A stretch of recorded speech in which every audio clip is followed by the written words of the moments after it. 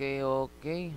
Welcome again mga ka-ACT. Ako nga po pala si Kyle Aaron Calapano ng iFix Electronics. So ito meron tayo dito na isasagutan na isang galing ng past board exam ng Electronic Technician Licensure Examination. Okay, sagutan po natin to. In voltage divider circuit, the output of R1 equals 12K and R2 12K is 10 volts. Among the choices below, what load must have the most change in output voltage? So dito, yung tinatanong po dito is voltage divider circuit. So yan po yung ating sasagutan. So before we proceed, so explain po natin ano po ba yung voltage divider. So ang voltage divider po ay composed po siya ng dalawang resistor, which is the R1. Wait, pangit yung drawing ko. R1. So, which is R1. Which is R1.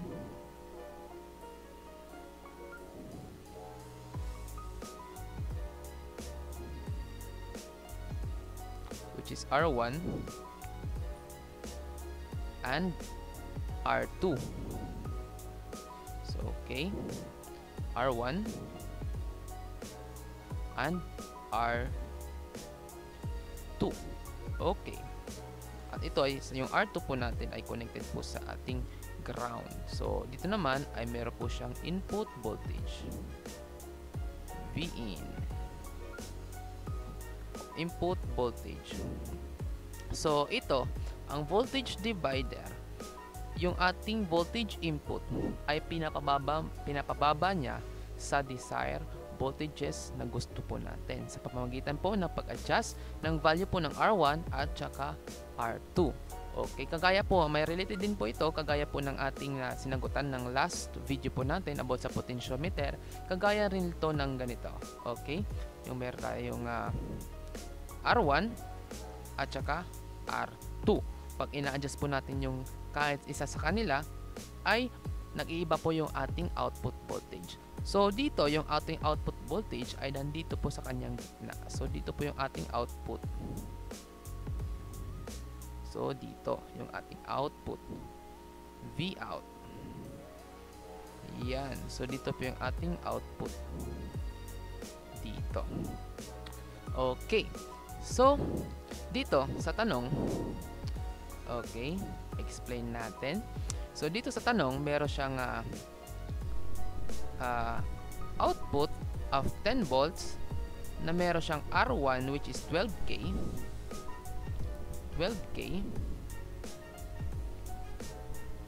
R2 is 12K also.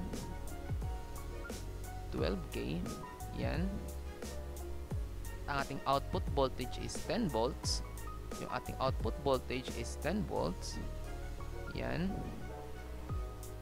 Wala tayong input. Hindi naka-indicate yung ating input. So, question mark dyan. So, dito, yung tanong, among the choices below, what load must have the most change in output voltage? So, dito, sa choices na ito, sabi niya, anong load po yung merong mas malaki o mas mataas of change in output voltage? So, ayan. So, itong tinatawag na load. So, nandito po yan. Ito po yung ating load.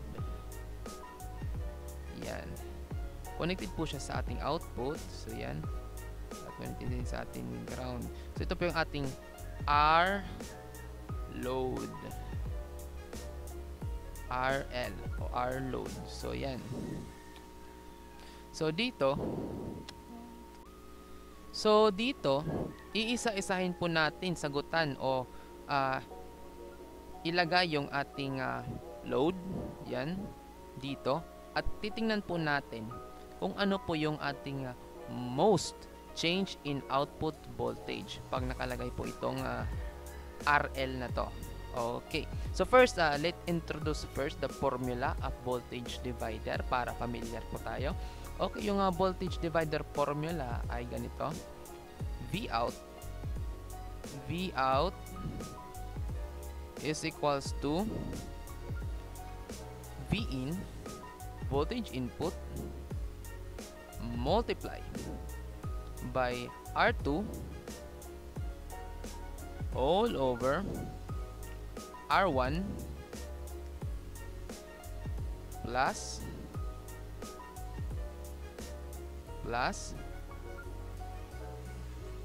R2. So, ayan po yung ating formula ng ating voltage divider. So, dito, dahil yung ating Vin ay question mark, need po muna natin tong hanapin para po mapadali po yung ating pag-solve ng ating tinatanong po dito. Okay, so i-derive lang natin yung ating formula. Okay, i-derive lang natin tong ating formula. Wait. Okay, derive natin tong formula natin. So dito, need po natin makuha yung Vin, so i-derive po natin. Okay, V out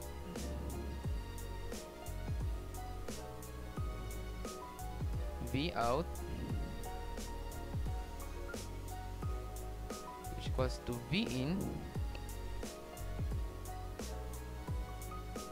multiply by R2 all over R1 plus R2.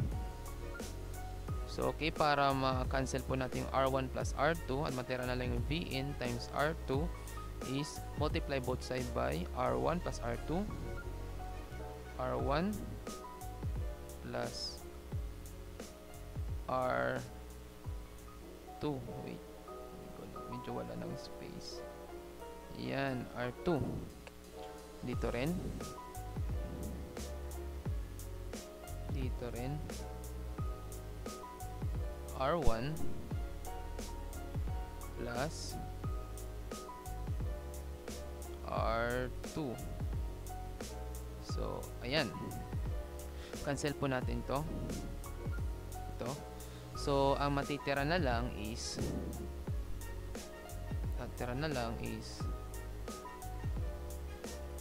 dito tayo. Ang matitira na lang is yung R1 plus R2 multiply by V out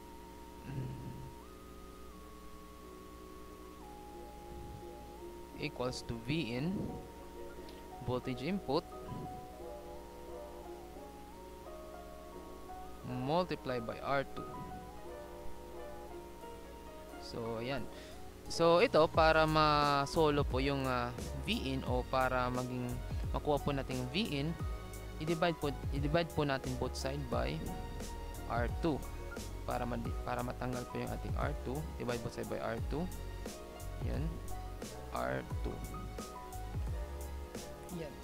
Cancel. So, Vin na lang po dito. So, yung ating formula ay ito. Vin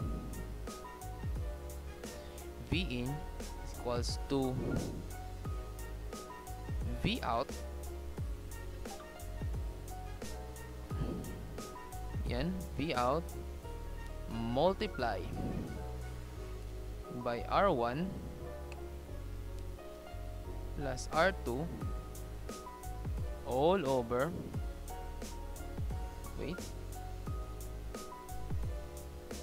R2.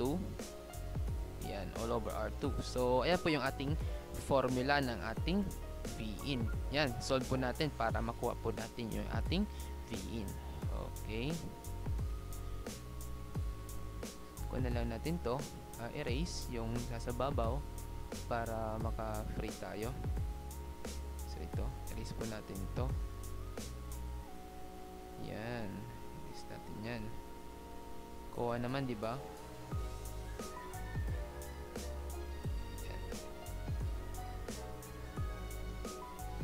Okay. Okay, so ito po yung ating formula. Vin equals to V out multiply by R1 plus R2 all over R2. So, okay. So, dito natin, solve po natin. Yung ating V in, yan, x equals to V out, which is 10 volts. 10 volts. Yan. Multiply by R1, which is 12K.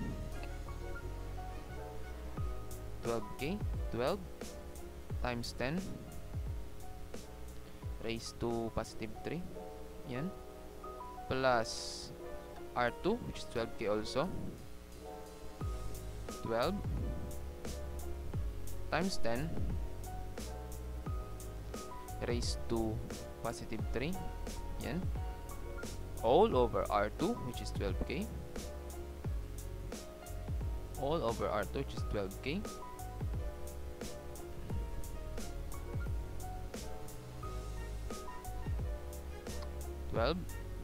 Times 10 raised to positive 3. So, ayan. So, solve po natin gamit natin mga calculator. 10 volts times 12K plus 12K all over 12K. So, meron tayong 20 volts. So, ang ating Vin ay 20 volts. Yan. So, yan. Nakuha na po natin yung ating Vin dito, which is 20 volts. 20 volts. Yan. 20 volts. So, ayan. Mas mapapadali po yung ating pag-solve ng ating tanong dito. So, okay. Meron tayong Vin, which is 20 volts. So, okay. Delete po muna natin itong para may solve tayo mamaya. Okay. Yan. So, dito na natin sulat. Yan. Ang ating Vin is 20 volts. So, ayan. Meron tayong Vin. So, ang tanong dito ay among the choices below, what load must have the most change in output voltage? So, dito, kung mapapansin nyo, explain ko muna, yung ating RL or ating R load ay nakaparallel po siya sa ating R2, which is 12K. So, dito, kung may pagbabago ng resistance ng ating R2, ay mayroon ding pagbabago yung ating output voltage. Alam naman po natin, pag nakaparallel po yung dalawang resistor, ay yung kanyang value po ay bumababa. While pag naka-series, yung value ng resistor ay tumataas. In this case, nakaparallel po yung ating RL sa ating R2, which means yung ating 12K, yung ating R2 ay bababa, na it will affect the output voltage, which is the 10 volts. So, hindi ito magiging 10 volts. Bababa po ito pag magkaroon ng change sa ating R2. So, okay. Ano po ba yung solusyon sa nakaparallel na resistor? So, okay, yung nakaparallel na resistor, di ba? Yung ating RT in parallel is equals to R2 multiply by RL, yan, all over R2 plus RL. So, ayan po yung ating formula ng dalawang resistor in parallel. So, ayan, isosolve po natin. For example, yung ating RL po is 12K. Yan po yung ating ilalagay po dito para makuha po natin yung total resistance ng ng R2, yung pinaka R2 po natin. Okay. So, for example, dito 12K po yung ating RL. Okay, kunin po yung ating resistance. Yan. R2 is 12K times 10. Yan. 12 times 10 raised to positive 3 multiply by RL is 12K also. 12K, 12 times 10 positive 3. Yan. All over R2 is 12K also, diba? 12K times 10. So, positive 3 plus RL natin which is 12K.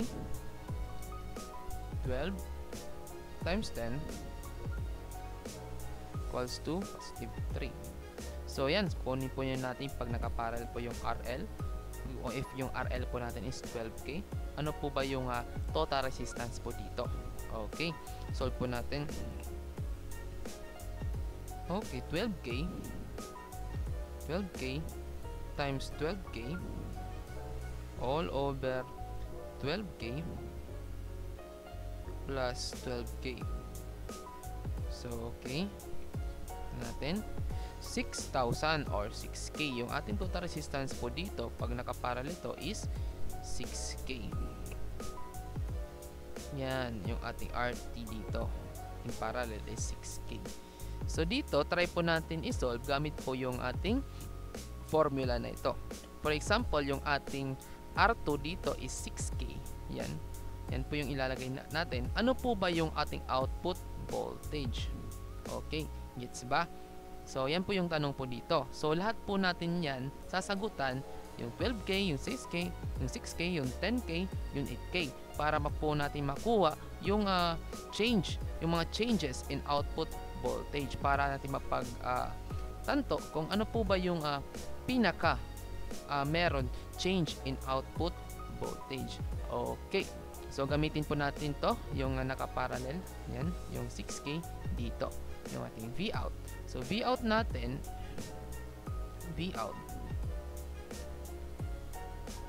Vin natin is 20 volts. Yan.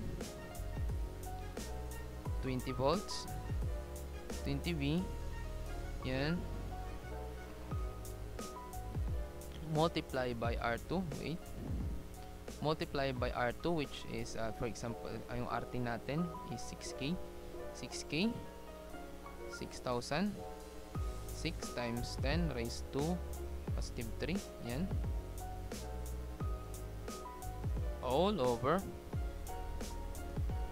R1 natin is 12K 12 times 10 raised to positive 3 rather. Okay, plus R2 or RT yan yung nakaparallel is 6K 6K wait 6 times 10 raised to positive 3. So yan, solve po natin yung ating Vout. Okay, 20 multiply by 6K or 6 times 10 raised to positive 3 yan 6K all over 12K yan plus 6K yan. Ano po ba yung ating output voltage? Yung ating output voltage ay 6.66 volts. Yung ating output dito ay 6 volt point 66. Wait. Volts yung ating Vout sa 12K. So yan. Sulatin po natin 6.66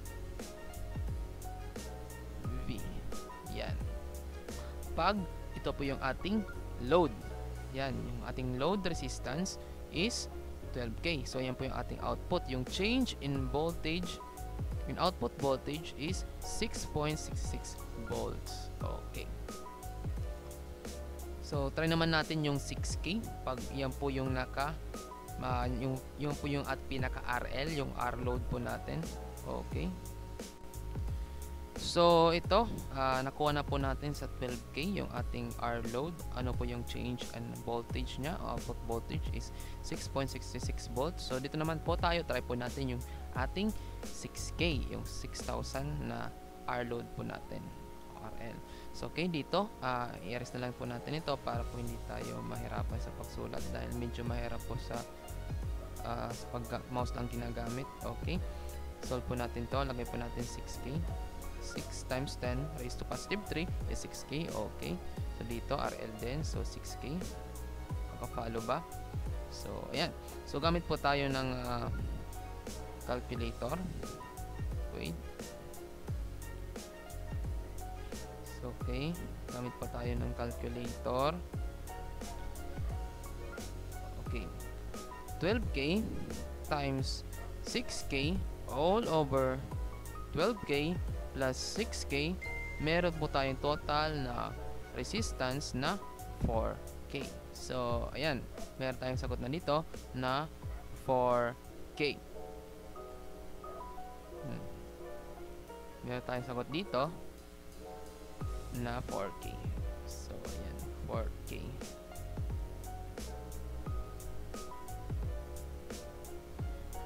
Yan. So dito nakuha na po natin yung ating R total ng nakaparallel, yung R load sa R2 is which is 4K gamit yung 6K na R load. Okay, gamitin na po natin yung ating voltage divider formula para makuha po natin yung ating output voltage. Okay, yung change in output voltage. Okay, gamitin po natin Vout which equals to, okay, Vin natin is 20 volts. 20 volts, yan, multiply by R2 natin, o pinaka R2 natin is RT, yung nakaparallel, which is 4K. 4K 4 times 10 raised to positive 3, yan, all over R1 which is 12K. 12 times 10 raised to positive 3, yan, plus R2 or pinaka R2 natin is RT, which is 4K. 4K 4 times 10 raised to positive 3. So ayan, gamit po tayo ng calculator. Okay, 20 volts times 4K or 4 times 10 raised to positive 3 all over 12K plus 4K. Meron po tayong output voltage na 5 volts. Yung ating Vout po natin is 5 volts. So okay, pag yung ating R load is 6K, magkakaroon po tayo ng output voltage na 5 volts. So dito meron tayong 5 volts pag yung ating R load is 6K. So okay, yan, dumako naman tayo sa 10K. Try po natin yung sa 10K. Nakakuha ba guys? Okay, nakakuha ba? Saan nakakukuha nyo? Okay, so dito naman tayo sa 10K. For example, yung ating R load is 10K. Ano po ba yung ating change in output voltage? So okay, first kunin po muna natin yung R total. Pag nakaparallel po yung ating R load sa ating R2, yung 12K sa 10K, kung ano po yung ating pinaka total resistance po ng nakaparallel na ito. Okay, so delete natin to. Yan, delete to. So dito na lang, delete na lang natin to. So ito, delete na rin natin to. Lagyan natin ng 10K. So dito yung ating RL is 10K. Yan, 10K rin dito. Okay, solve po natin, gamit po natin ang formula. Gamit na ating formula ng parallel. Okay, 12 times 10 raised to positive 3 multiply by 10 times 10 raised to positive 3 all over 12K or 12 times 10 raised to positive 3 plus 10 times 10 raised to positive 3, which is 10k. Okay, equals natin is meron po tayo na 5,454.54.54. Okay, meron tayong R total na 5,454.54.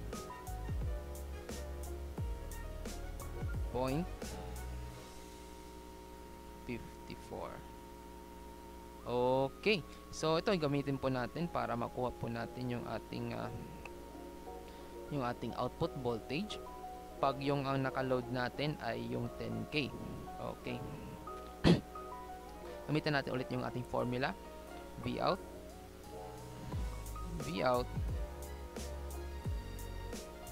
is equals to Vin, which is 20 volts, 20 times R2 natin or RT, yung pinaka-parallel po natin ng R2 at RL naka-parallel, which is equals to 5,454.54. Okay.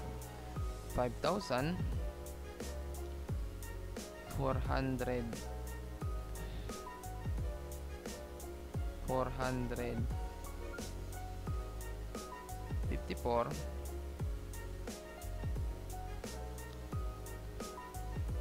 0.54 all over R1, which is 12k, 12,000 or 12 times 10 raised to positive 3 plus 5,000 or the RT natin o R2, yan ang pinaka R2 natin, which is the RT, 5,454.54.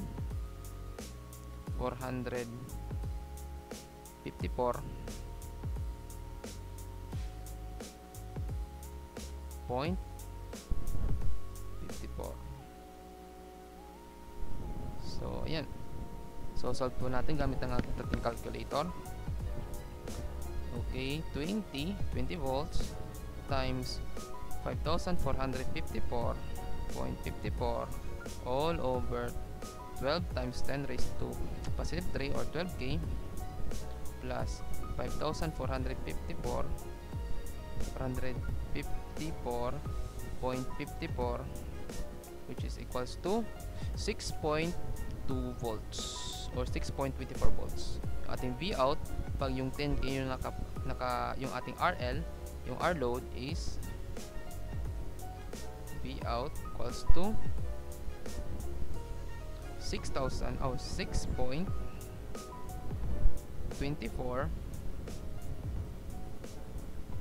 volts. So ayan yung ating Vout pag yung ating yung ating RL is 10k is 6.24 volts. Okay, so po natin dito 6.24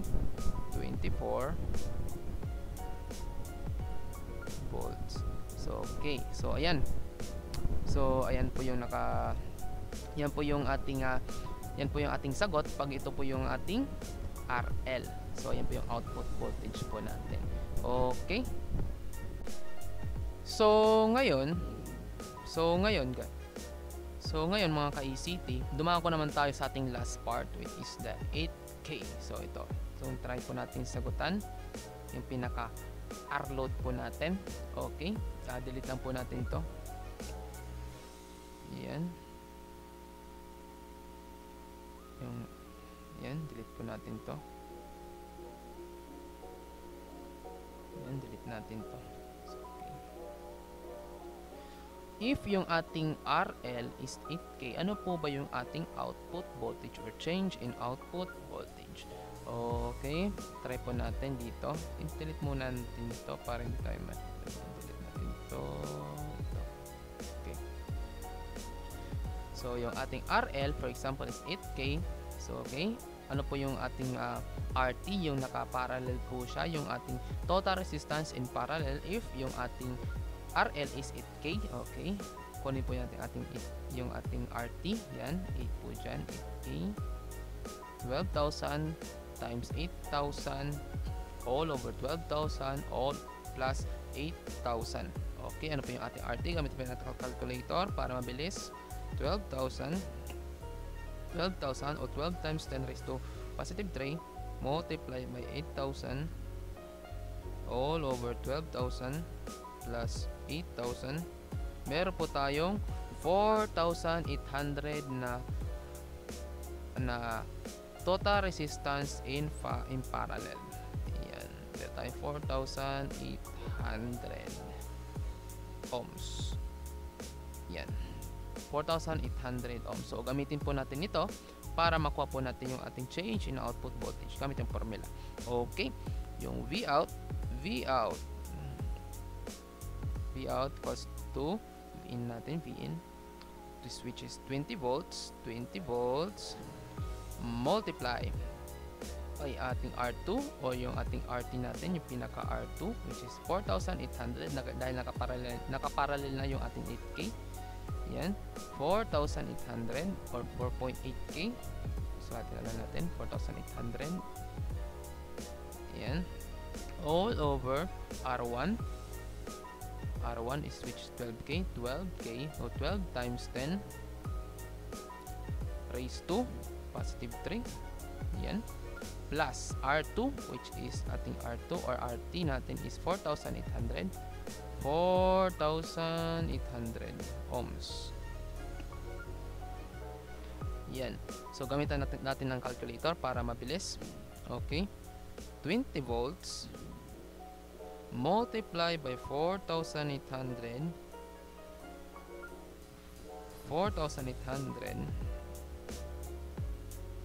all over 12K or 12 times 10 raised to positive 3 plus 4,800. Meron po tayong sagot na 5.71 volts. Yung ating Vout po natin is 5.71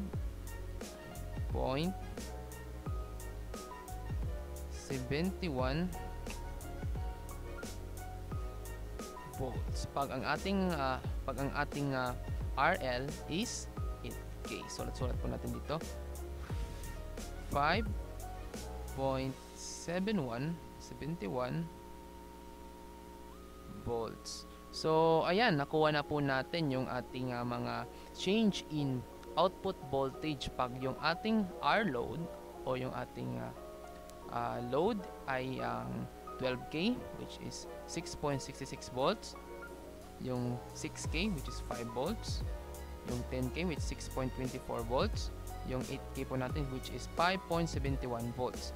So dito mga kapag conclude po tayo, ano po ba yung merong most or most change in output voltage pag yung ang RL ay kung ano yung ating RL. Okay, so dito sa 12K meron tayong 6.66 volt. So i-compare po natin kung sino po yung pinakamababa po dyan. Yung pinakamababa po natin dito na sagot ay yung 6K. So ayan po yung ating sagot, 6K. Okay, nakuha ba guys? So try po natin kung tama po ba yung ating sagot.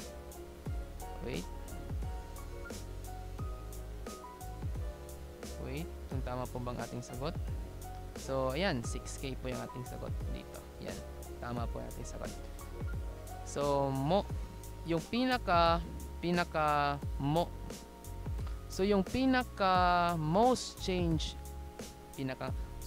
pinaka most change in output voltage po natin ay yung 6K pag siya po yung ating RL. So okay guys, nakuha po ba? So yan, hanggang dyan lang po yung aking masishare ngayon. Sana'y nakapagbahagi po ako ng konting kaalaman po sa ating mga inspiring electronic technician dyan. Okay, ay sana'y makapahingi naman po ako ng subscribe at share na din po sa mga kakilala nyo na magte-take po ng licensure for electronic technician. Okay, maraming salamat mga ka-ECT and God bless. Hanggang sa susunod na video, paalam. Okay.